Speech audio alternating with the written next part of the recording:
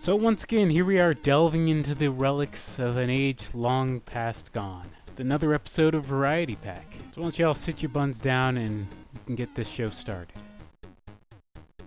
So I went over a lot of the minor old school game reviewers, but one I forgot to mention was Urinatingtree, which I think is a shame because he doesn't really get a lot of credit compared to a lot of the other AVGN clones. I mean, yeah, he yelled and made all the typical AVGN-isms, but he also had this sense of irony and self-deprecation, and just an overall delivery that was just perfect. I mean, he knew from the start that he was just another dime-a-dozen clone, but at the same time he was more than that. I think that was the fuel that kind of stoked his fire, in a way. But of course there could have been a pit on the other side. So people were stuck doing this on an experimental basis until they memorized where everything is. This is a platformer! This is bullshit! And surprise, surprise, there is a segment where you need to drop down. Since you can't see where you're falling, you'll fall into some bombs, as I just did. And if this isn't the cheapest place to put a bomb, then I don't know what is. Oh wait, this may be that. Holy Jesus, Carpenter, this is fucking cheap! Good job, Nintendo. Not only did you make this game boring, you made yourselves look like fucking boneheads in the process. Who the fuck tested this? But insult among other insults, the sound effects in this game are a bloody joke.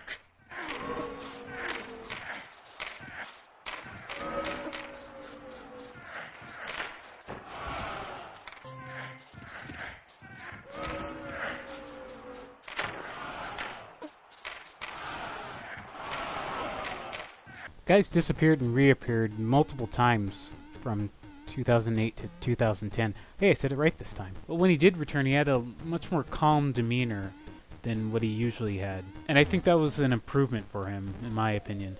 Felt like he was kind of coming into his own as a reviewer, than just trying to imitate what everyone else was doing. But now he's back and still making videos about gaming as well as sports, which he's always had a passion for, even in his earlier videos. Let's just hope he continues to pump out more of his delicious mediocrity for years to come. Probably either tolerate my voice and penchant for bombastics, or your cochleas want to commit seppuku. So for that, congratulations! Oh, I'm actually supposed to promote my channel? Told you I wasn't good at this. JohnGameHunter. JohnGameHunter is the quintessential early YouTuber personified. From the camera-recorded footage to the poor lighting and sound quality, it's bad, but for some reason I just couldn't stop watching it when I stumbled upon it. Well, gamers, I don't know what to tell you. I just don't have it. I do not have Kirby's Adventure anywhere in this room. What about me? Game Hunter Josh? I got it. You have the NES? No. Kidding me? I have Kirby's Adventure on the Virtual Console. You hear that, gamers? It's time for a Virtual Console review to Game Hunter Josh's house. Let's go!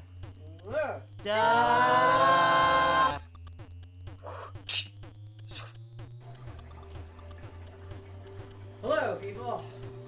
Game Hunter Josh here, and let me tell you something. My partner, Game Hunter John, doesn't have the game that you've requested. You just taste the lack of charisma, that pure, unadulterated amateurism just flowing from him. It's like a fine wine to me. I don't know. It's just delicious.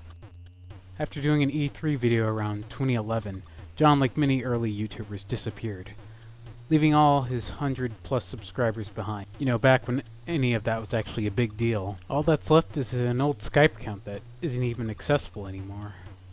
It's kind of a shame. I mean, once I actually had a lead and turned up completely cold.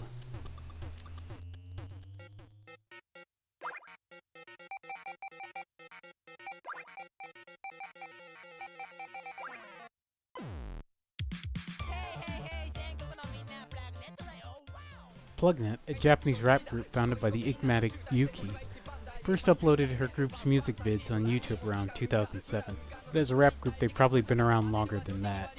Since they're so small, what little info available isn't even on the Wayback. They're pretty much non-existent at this point. So how about I Fantano all over your face with a quick album review? I mean, I'm no expert, but, you know, I could give it a shot. So Excuse Me was their 2010 album. It's basically a medley of various remixes of songs from classic games, as well as a few original chiptune pieces thrown in for good measure.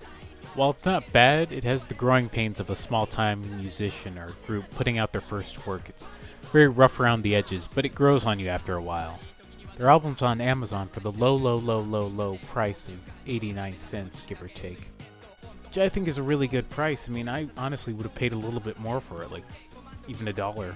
Now, it's not entirely clear if they completely called it quits, or maybe they're still just performing in a more smaller, I guess, local way. They're just not really uploading anything. But who knows, maybe one day in the future there'll be a comeback. Probably not, but I really hope so. It's kind of a shame to see artists die on the vine like this. So, once again, thank you for sitting through another one of my trips, I guess, through the past. Hoping you guys are digging the new format. I think it's about time I graduated from using Windows Movie Maker. You gotta grow up sometime. Anyways, I will see you guys later.